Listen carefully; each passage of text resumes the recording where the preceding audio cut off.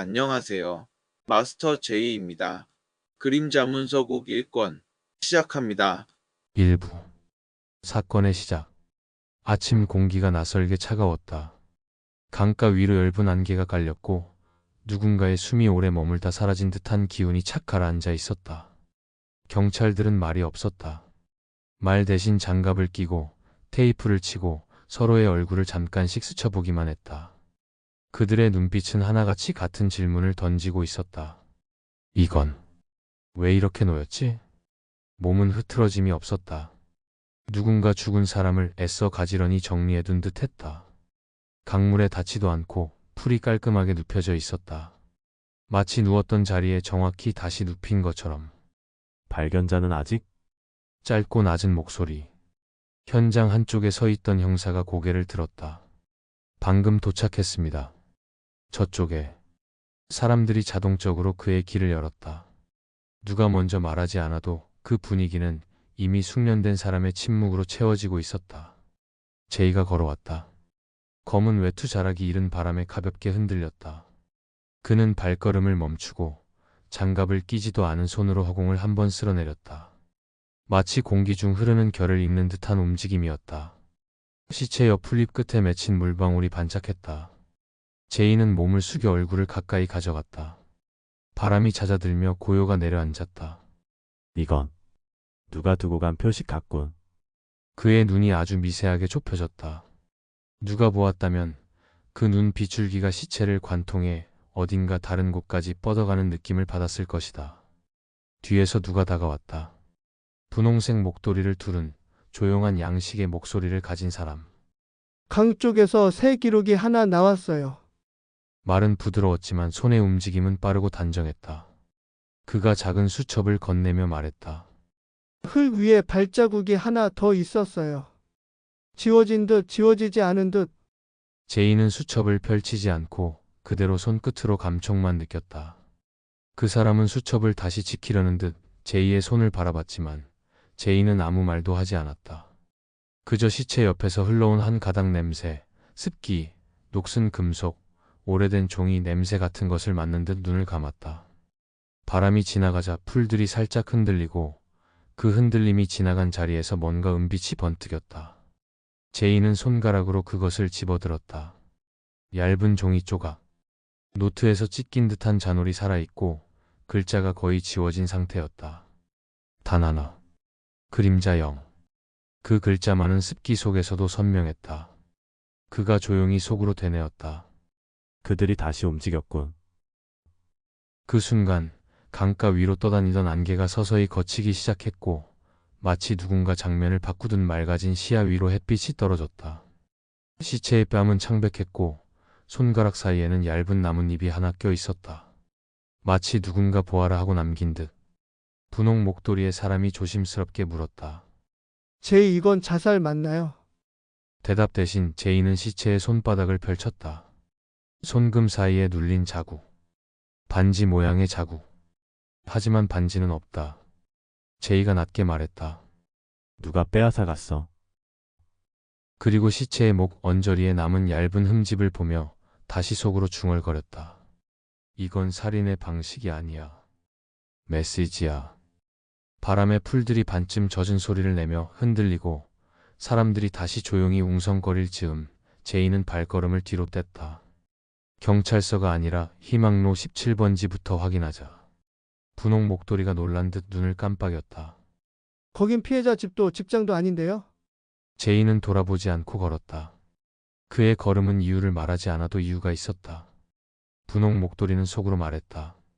또 시작이군. 그러나 그 말에는 두려움보다 조금의 기대가 섞여 있었다. 강가의 고요 속에서 첫 죽음이 마침내 이야기를 열고 있었다. 2부. 흔들리는 사람들. 희망로 17번지는 오래된 다세대 건물이었다. 외벽의 페인트는 군데군데 벗겨져 있었고 옥상 난간은 균열이 있었다. 누군가 오래전에 떠났지만 여전히 그 자리를 지키는 듯한 느낌이 들었다. 문을 두드리자 안에서 발걸음이 조심스럽게 다가왔다. 누구세요? 문틈으로 보인 눈은 피곤했고 그 피곤함은 두려움과 얽혀 있었다. 제이는 아무 말 없이 고개를 살짝 들었다. 그 눈은 제이를 보는 순간 움찔했다. 혹시 강에서 일어난 그 사건 때문에? 분홍 목도리는 조심스럽게 말했다. 피해자와 아는 사이이신가요? 여자는 문을 조금 더 열었다. 긴 머리가 어깨에 붙어 축 처져 있었고 손등에는 잔 기미처럼 얇은 상처가 있었다. 어제까지는 그냥 이웃이었어요. 오늘이 되기 전까지는. 그녀는 스스로 말하고는 입술을 세게 깨물었다. 이미 뭔가 알고 있는 눈이었다. 방에 들어가자 퀴퀴한 습기 냄새와 오래된 향초 냄새가 뒤섞여 있었다. 식탁 위에는 십담 안방이 남아 있었고 컵은 반쯤 비어 있었다. 누군가 급히 달아난 흔적이 아니라 잠 못 이룬 끝에 쓰러진 흔적 같은 공간이었다. 제이는 방을 빙 둘러보고 의자에 조용히 앉았다. 그가 앉는 순간 여자의 시선이 흔들렸다. 왜 저를 여길 찾아오신 거죠? 분홍 목도리가 부드럽게 물었다. 오늘 새벽 혹시 이상한 소리를 듣거나 누굴 본 적이 있으세요? 봤어요. 여자는 숨을 들이켰다.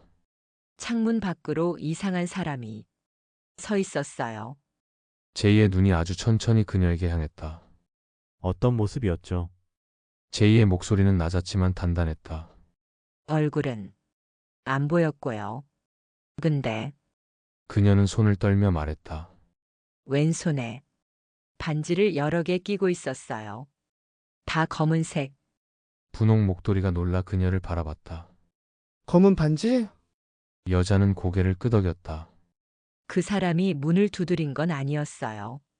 그냥 서 있었는데 제가 창문을 닫으니까 사라졌어요. 그런데 그 순간 그녀는 숨을 멈추고 천천히 말했다. 강에서 누군가 비명을 지른 것 같았어요. 제이의 눈이 아주 작은 파동처럼 흔들렸다. 여자는 이어 말했다. 죽은 분. 그분이랑 전 가끔 인사를 나누는 정도였어요. 근데 최근엔 그분이 말했어요. 그녀의 목소리가 작게 떨렸다. 누가 자기를 지켜보고 있다고. 방 안이 조용해졌다. 침묵은 더 많은 질문을 품고 있었다. 제이는 자리에서 일어나 창문으로 다가갔다. 창이 열려 있었고 바람이 얇은 커튼을 밀어 올렸다. 제이의 손이 커튼 끝을 잡자 천이 미세하게 떨렸다. 그리고 창문 틀 아래 거의 보이지 않을 만큼 작은 긁힌 흔적이 있었다. 곡선. 반지의 모양이 그려지듯. 제이는 손끝으로 그 선을 따라가며 속으로 말했다. 남겨놓는군. 일부러. 여자가 조심스럽게 물었다. 그게 뭔가요? 제이는 말을 하지 않았다. 대신 분홍 목도리에 시선을 주었다. 그는 조용히 끄덕인 뒤 여자를 안심시키려는 듯한 무표정한 미소를 지었다. 당분간 혼자 있지 마세요. 가능하면 친구나 가족에게 연락을 해두시고요. 여자의 입술이 파르르 떨렸다. 저도 위험한 건가요? 제이는 대답하지 않았다. 하지만 여자는 제이가 침묵하는 이유를 너무도 정확히 느끼는 듯 했다. 그녀의 시선이 바닥으로 떨어지고 손가락 끝이 떨렸다. 그 사람이 어젯밤 저를 본 것 같았어요. 제이는 그 순간 아주 짧게 숨을 멈췄다. 그리고 말했다. 당신이 본 건 사람의 모습이지만 그 안에 있는 건 사람이 아닐 수도 있습니다. 여자는 얼굴이 창백해졌다. 그러나 제이의 얼굴에는 감정이 드러나지 않았다. 단 한 가지. 아주 얇은 피로가 음영처럼 깔려 있었다. 분홍 목도리가 조심스럽게 그 짐을 덜어주려는 듯 말했다. 우리가 지켜볼게요. 겁먹지 마세요. 여자는 조용히 고개를 끄덕였다. 그러나 눈동자 깊은 곳에서 꺼지지 않는 떨림이 흔들리고 있었다. 밖으로 나오자 분홍 목도리가 작은 목소리로 말했다. 제이, 방금 말 너무. 숨기는 게 더 위험해. 제이는 단호하게 걸었다. 그의 걸음은 흔들리지 않았지만 그 눈의 안쪽에서 아주 얇은 균열이 지나갔다. 그리고 그는 속으로 중얼거렸다. 시작된 게 아니야. 이미 끝난 흐름 속으로 우리가 들어간 거지. 강가의 시체는 단지 첫 장면일 뿐이었다. 본질은 아직 나타나지 않았다. 3부. 붕괴 지점. 비 내리는 오후. 희미한 갈색빛의 카페 안. 제이와 분홍 목도리가 마주 앉아 있었다. 발자국 분석 결과가 나왔어요. 분홍 목도리가 노트를 펴며 말했다. 사람 발이긴 한데 무게 중심이 이상해요. 발 뒤꿈치가 너무 깊어요. 거의 끌리듯이. 제이는 커피잔을 만지작거리며 빠르게 흘러가는 사람들의 그림자를 창밖에서 바라보았다. 그의 눈에는 그들보다 더 뒤에 있는 무언가가 보였다. 자세를 바꾼 사람이 아니라 제이가 말했다. 끌려가는 사람의 걸음이지. 끌려? 제이는 시체의 손바닥 흔적을 떠올렸다. 반지 자국, 흐트러지지 않은 자세, 그리고 그림자 0. 잠시 후 카페의 문이 열리며 누군가 급히 들어왔다. 바람을 몰고 온 듯 코트가 젖어 있었고 그의 표정은 잃어버린 무언가를 찾는 사람처럼 절박했다. 그는 우리를 보더니 절반쯤 주저하다가 조심스럽게 다가왔다. 혹시 강에서 발견된 그 사건 조사하시는 분들 맞나요? 분홍 목도리가 조심스럽게 고개를 끄덕였다. 무슨 일이신가요? 남자는 깊이 숨을 들이켰다. 그 사람이 제 동생을 데려갔어요. 카페 안의 소음이 갑자기 멀어지는 것 같았다. 분홍 목도리가 당황해 물었다. 동생을. 누가요? 남자의 손이 떨렸다. 반지 낀 손. 왼손만 반짝거리고 얼굴은 없어서. 근데 목소리가. 그의 말은 이어지지 않았다. 눈가에 번져있는 두려움은 누군가에게 쫓겨온 사람만이 지닌 공포였다. 제이는 의자에서 천천히 일어섰다. 남자는 마치 자신을 붙들어줄 줄 알았다는 듯 제이의 팔을 붙잡았다. 살려주세요. 제발 제 동생은 아직 살아있어요. 그 사람이 데리고만 갔으니까. 그 말은 희망이 아니라 부정이었다. 살아있다는 사실을 믿고 싶은 몸부림. 제이는 조용히 물었다. 마지막으로 본 장소가 어디죠? 남자는 곧바로 종이를 꺼내 떨리는 손으로 주소를 적었다. 여기 공장 부지예요. 오래전에 폐쇄됐는데 그곳에서 동생이 저한테 전화를 했어요. 누가 날 부르고 있어라고. 바람이 카페 창을 두드렸다. 분홍 목도리는 깊은 숨을 내쉬고 자리에서 일어났다. 지금 바로 가요. 밖으로 나서자 비는 거세게 내려 있었고 거리의 불빛들이 흐릿하게 번지고 있었다. 제이는 우산을 펴지 않았다. 비가 흘러내리는 얼굴도 닦지 않았다.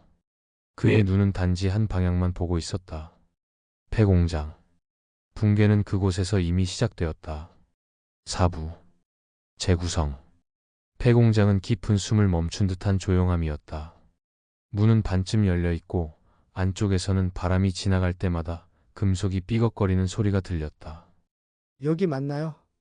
분홍 목도리가 남자에게 물었고 그는 절박하게 고개를 끄덕였다. 제이는 손전등을 켜지 않았다. 그는 어둠 속에서 더 선명하게 드러나는 무언가를 찾는 듯 천천히 걸었다. 바닥에는 끌린 자국. 길을 잃은 듯 반복되는 원형의 발걸음. 그리고 한쪽 벽에는 검은 반지 자국처럼 원형의 자국이 겹겹이 남아 있었다. 마치 손가락으로 누른 듯한 압력. 살아있는 건 아니지만 움직이고 있었다는 증거. 제이는 벽을 손끝으로 스쳤다. 그리고 말했다. 여기서 부른 게 아니라 여기서 감춰진 거야. 남자의 얼굴이 창백해졌다. 그게 무슨. 당신 동생이 부른 게 아니라 제이가 말했다. 누군가 그 목소리를 흉내낸 거야. 순간 어둠 속에서 작은 떨림이 들렸다. 금속이 울고 콘크리트가 쿵하고 떨리는 소리. 저기. 분홍 목도리가 손전등을 켜자 먼지 속에서 희미한 형체가 드러났다. 사람. 하지만 생기는 없다. 그 자세는 강가에서 본 시체처럼 가지런했다. 그는 벽에 기대 서 있었고 그 손에는 검은 반지가 끼워져 있었다. 분홍 목도리가 두려움에 밀려 숨을 들이켰다. 저 사람. 죽은 건가요? 제이는 가까이 다가갔다. 그의 시선은 몸이 아니라 손가락을 보고 있었다. 아냐, 제이가 말했다. 이건 사람의 손이 아니야. 순간 손가락이 미세하게 떨렸다. 반지들이 서로 부딪히며 작은 금소금 같은 소리를 냈다. 그리고 어둠 속에서 또 하나의 목소리가 들렸다. 날 찾았어. 남자가 뒤를 돌아보며 비명을 질렀다. 그의 동생의 목소리였다. 하지만 몸은 없었다. 분홍 목도리가 속삭였다. 이거 사람 아니죠? 제이는 어둠 속 흔들림을 바라보며 매우 낮게 말했다. 그림자 문서국이 만든 잔재다. 그 말은 분홍 목도리를 얼어붙게 만들었다. 그게 정말 존재하는 곳인가요? 제이는 대답하지 않았다. 대신 손을 뻗어 반지 낀 손가락을 잡았다. 손의 감촉은 차갑고 생기가 없고 그러나 아주 약하게 살아 있었다. 그리고 제이는 모든 퍼즐을 연결했다. 강가의 시체는 첫 희생이 아니라 첫 메시지였다. 창문 밖 남자는 존재가 아니라 형식이었다. 반지는 신분이 아니라 제어 장치였다. 그리고 지금 이 폐공장에서 그 장치는 깨지고 있었다. 제이는 낮게 말했다. 이걸 만든 진짜 주체는 여기에 없지. 그 순간 폐공장 한가운데서 거대한 금속음이 울렸다. 그리고 어둠이 찢어지듯 흔들렸다. 모든 감각이 무너지는 순간 무언가가 사라지고 무언가가 나타났다. 제이는 천천히 눈을 들어 그 방향을 바라봤다. 반지 낀 손이 다시 흔들리고 있었다. 오부. 진실과 여운. 비가 잦아들 무렵 폐공장 밖으로 나왔을 때 하늘은 잿빛이었다. 남자는 구급차로 실려가며 계속 중얼거렸다. 목소리가 그게 제 동생이 아니었어요. 분홍 목도리는 젖은 머리카락을 쓸어내리며 떨리는 숨을 내쉬었다. 제이, 그 손은 결국 뭐였죠? 살아있는 것도 아니고 죽은 것도 아니고. 제이는 대답하지 않았다. 폐공장 안에서 본 그 손, 반지, 움직임, 그리고 형체 없는 목소리. 그 모든 것이 단순한 살인 사건이 아니라는 걸 의미하고 있었다. 그는 우산도 없이 빗속에 서 있었다. 바람이 옷깃 사이로 스며들었고 축축한 공기가 몸에 들러붙었다. 분홍 목도리가 그의 옆에 서며 말했다. 우리가 놓친 게 있나요? 놓친 게 아니라 제이가 말했다. 지금 보고 있는 게 전부가 아니지.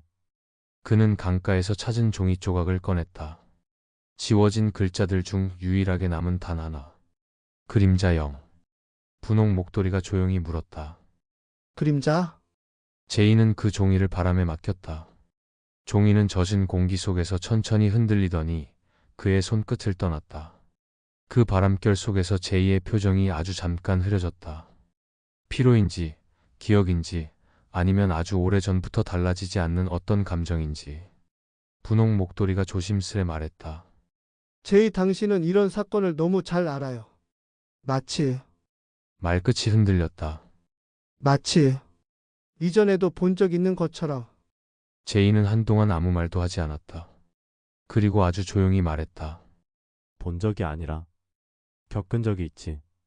바람이 불어 종이 조각이 돌더니 지면 위에 닿기 직전 사라졌다. 분홍 목도리는 그 사실을 보았는지 보지 못했는지 묘한 표정으로 제이를 바라보았다. 제이, 그럼 앞으로. 계속 오겠지. 제이는 걸음을 옮겼다. 첫 조각이 드러났을 뿐이야. 분홍 목도리는 그 뒤를 따라가며 조용히 말했다. 당신은 두렵지 않아요? 제이는 대답 없이 하늘을 올려다보았다. 먹구름 아래로 묵직한 공기가 내려앉아 있었다. 어디선가 금속 같은 울림이 다시 들리는 듯했다. 폐공장 속에서 들린 것과 비슷한 형체 없는 신호음. 제이의 눈이 아주 천천히 그 방향을 향했다. 그 순간 하늘이 더 어두워졌다. 그리고 바람에 섞여 들리는 낮은 속삭임. 누군가가 이름을 부르는 듯한. 그림자 문서국은 모습을 드러내지 않는다. 그러나 기척은 늘 먼저 도착한다. 제이는 말했다. 다시 시작이군. 그의 뒷모습을 따라가는 바람은 아직 말해지지 않은 이야기의 냄새를 품고 있었다. 그리고 어딘가에서 검은 반지가 하나 떨어지는 소리가 났다. 그것은 다음 어둠의 시작이었다.